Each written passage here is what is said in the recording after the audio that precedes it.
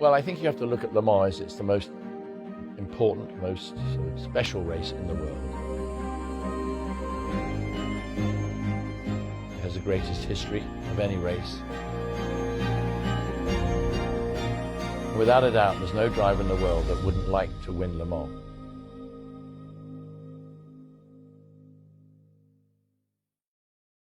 All right, Derek, thank you for having me to have a chat. This Talk is to a me delight. about this. No, it's very much a pleasure. Thank you. What was Le Mans like? Your first. So was it daunting? Was it any different to any other race you've been in? Well, I think you have to look at Le Mans. It's the most important, most sort of, well, special race in the world. It has the greatest history of any race, and it's 24 hours, and it's an endurance race. And without a doubt, there's no driver in the world that wouldn't like to win Le Mans, would like to do Le Mans and then win it as well, if possible. And there's only one or two can ever do this because there's only one race a year, you know. But it was very important to do it for me.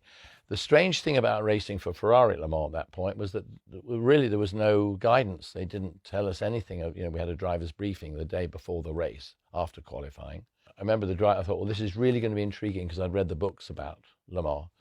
And I thought, you know, they're going to sit us down and say, look, you know, we want you to do this time. You want to what this you'll use these revs and watch this and watch that, and you won't get in the way of him. We want you to try and get up to the top 3 or 4 places. Stay there. Don't get into trouble. I expected that sort of, you know, a sort of a guidance. And we just went in and they said, okay, the race is starting at 3 o'clock or 4 o'clock tomorrow afternoon. Don't forget your overalls and so on and so forth. And that's it. And I walked out with Ronnie. I said, well, that wasn't very good. We've never done Le Mans before, and they're still not telling us. It's quite a lot. Yeah. I don't know that anybody can really guide you, like I couldn't guide you, but, you know, I mean, I suppose if I was asked to guide you, I could give you some guidance now with my experience, but with all their experience, they couldn't help me out. So Ronnie, I went off, and it didn't really matter. I mean, they didn't say, we want you to keep out of the way of the other team. We don't want you to do this. They didn't say, don't take the lead in the race, hang back into 3rd place. And we sort of went into the race going, well, what are we going to do? We just drive fast and hope we win, which we didn't. So for you, what makes Le Mans so special? What makes it stand out up here? You know, it wasn't a race I ever wanted to do because my dream was to be a Formula One driver, as it is all of us really. Mm-hmm. And we came through that route, 3, 2, and 1. And Le Mans had no interest in. But I remember I used to listen to Stirling Moss when he drove there, and you know, when I was a kid, listened to him on the radio and stuff like that when I was at school. But it never really had that much appeal to me. It was Formula One I wanted to do. But then when you get there to do it, and you see all the history there, and it really is the most important race in the world. And only when you drive in it and get involved with the teams and the sponsors do you realize how vital it is. And it's more vital than anything. And the strange thing is, you talk to a lot of F1 drivers over the years. I wouldn't say everybody, but they all would love to have had Le Mans there as a victory on there. I wonder why Dad never had a go at it. Well, he had the opportunity. Well, I know. He could have done. I mean, I won the. Can you imagine if I'd driven with him the year after? We drove together. He was in our team in '74, in the Mirage, which I did mention. Yeah. In that car there, the second picture down. See it on the left. This one here. Yeah, that's Jackie and I winning in '75. Your dad was driving in that team in '74, and he probably had the opportunity to drive in '75, but he was. Quite naturally wanted to do Formula One. Well, yeah, he was very motivated, focused. And I don't blame him. I mean, so would I. It didn't mean as much, but you know, I actually drove. I wonder after his retirement. Well, I suppose after his retirement, he didn't want to drive another racing car again. I think he'd had enough. The last thing he needed was 24 hours. Yeah, exactly. In a way, so it's very torturous. Tired. I think, particularly after '76, I think it was rather painful for him. Yes. Driving crappy car. Well, yes. Not winning cars. But the thing is about doing Le Mans, it's just a different pressure. So in comparison to other races, obviously it's much longer. But how physically demanding, or how much more physically demanding is it? I mean, do you have to just keep on going and hope the car does the same, or a bit more to it than that, maybe? You know, obviously you know what the car's limits are. You know, and if you're lucky enough to have done it before, you know when you drive it and it's good, you know it's good. And when I drove the Jules car, the yellow 936, it was so beautiful. We'd driven the Mirage in '75, but we never knew. I didn't know what it was like to win. I think that's the answer. Mm-hmm. When you've not won, you're going, what's it going to be like? And you're very much more apprehensive.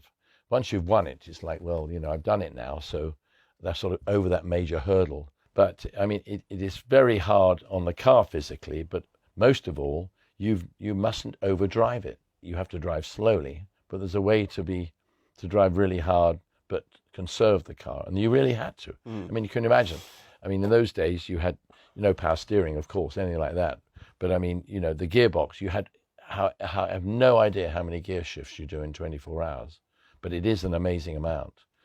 And so that's all done by you. And I remember in 74 when, as I said, you know, could well have, when your father drove us at Nürburgring, I mean, literally, because Mike Hellwood had been my teammate and he crashed it at the ring, and then I got in and drove Dad's car with him.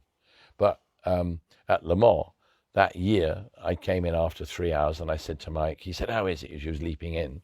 And I said, well, I don't think we're going to last. I said, it's really snicky into third gear. It really doesn't like dropping into third.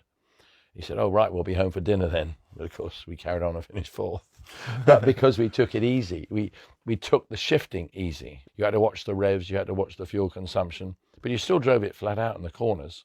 It's just that you might have to back off on the straights and get a toe off a 911 to save a bit of fuel, that sort of thing. They varied over which years, but you always had a limitation of fuel. And that made it interesting. I mean, literally in the middle of the steering wheel in 84 and 5, in the 962s, we had a thing the size of a matchbox lid, if you like, in that middle bit of the wheel, because we didn't have all those buttons they have now, but just in the middle of the 3-spoke wheel. And on that, it would have 11, 12, 13 written across the top, like that wide, across the top. And then down the side, it'd be 1 to 13, which is the number of laps that you were going to do on a tank full. You might do.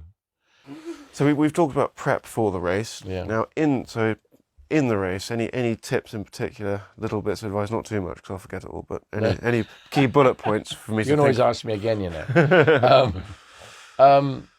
One thing is I never slept.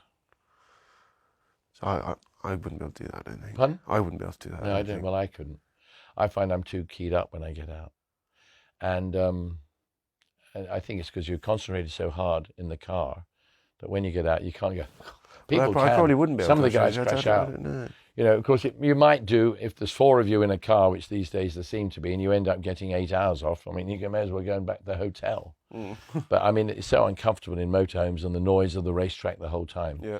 But I mean, if you're one of those people that can, and I know so many drivers that can just crash out for an hour. Ollie Webb, who interviewed last week, he said if you can sleep, he also said that's the same thing. Yeah. Try and sleep if you can. Yeah, no, obviously sleep if you can. I mean, you know, you're there in time. You know, they'll come and tell you when to be ready to get in the car. Make sure you got everything with you, and you go out and you go, oh hell, I forgot my glasses or my hands device or something. You don't need. Not that I ever race with glasses, but you need, you know, just try and be organised, you know, and in a way, don't expect somebody else to do it. You need to have it all right there. So if they suddenly say, quick, he's coming in next lap because he's got cramps or one of his eyes is shut or something, you can just throw your stuff on and go. The adrenaline makes you drive, and your desire and your passion to win. And it's just, you do things amazing. And after did I really do that? You know, and you find your lap times as quick as you've done the whole time. Yeah, thank you.